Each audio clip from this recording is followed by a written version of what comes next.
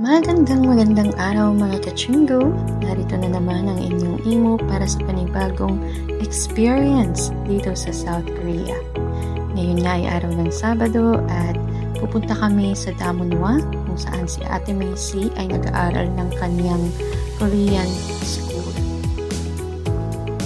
Yan, makikita nga natin dito sa video yung iba-ibang kulay ng autumn season dito sa Korea. May yellow, may orange, may red. Napakagandang kulay po ng mga puno kasi malapit na mag-winter, so medyo nalalagas na yung mga dahon. Kaya tara, punta tayo sa Damonhwa. Samahan niyo ko.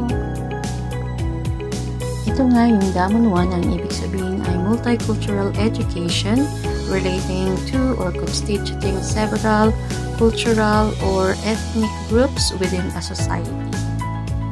Ang Damonhwa ay inilalaan ng gobyerno para sa mga foreigner na mga asawa. Dito pinag-aaralan ang culture, dito pinag-aaralan ang lengguwahe para masigit na magkaunawaan yung foreigner na asawa at ang Korean na citizen. Tara, pasok tayo!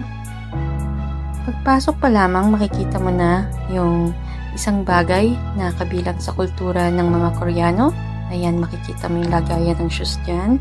Pagpasok pa lang, magugubad ka na ng sapatos mo at papalitan mo ng chinelas. Ayan, ito nga yung classroom nila Ate Macy, kung saan sila nag-aaral ng culture, kung paano mamuhay ang isang Korean, at kung paano pagsilbihan ng kanilang mga asawa. Ilang sandali pa ay magsisimula na nga ang program. Ayan na nga at mag-iinsa na sila. Greetings yan na ang ibig sabihin ay showing courtesy when meeting or parting. Ginagawa nila yan every time as courtesy and politeness. Dito sa event na to, merong mga naganap na storytelling kung saan inaaliw yung mga bata at meron ding calendar making. Kaya pala merong mga pa-print ng picture. Yun pala, gagawa kayo ng kalendaryo ng family. Kaya lang, hindi ako nakagawa kasi kinulang yung kanilang calendar. So, ayan na nga. Nakikita natin sa Ate Macy. Naggupit-gupit na siya. Silang dalawa ni Jie ang gumagawa ng kanilang calendar for their family. Ayan, ibang pictures nila, na family picture. Magandang activity. Ang activity nito na calendar making, lalo na dun sa mga workshop for the family. At alam kong mai-enjoy ng bawat nanay, tatay at mga anak ang activity na ito. Kaya nagkaroon ako ng idea.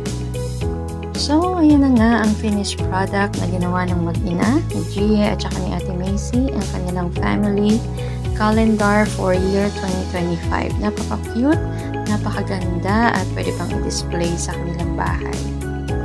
So, nagkaroon tayo ng idea na gawin ito sa Pilipinas pagka may mga workshop. Ang ganda, di ba? At yun nga, mga kachinggo, yan ang kabuoang pangyayari sa araw na ito. Abangan pa natin ang mga iba pang experiences ni Imo dito sa Korea sa mga susunod na vlogs. At talaga namang nag-enjoy ang Imo sa araw na ito sa pagpunta sa Damonhwa.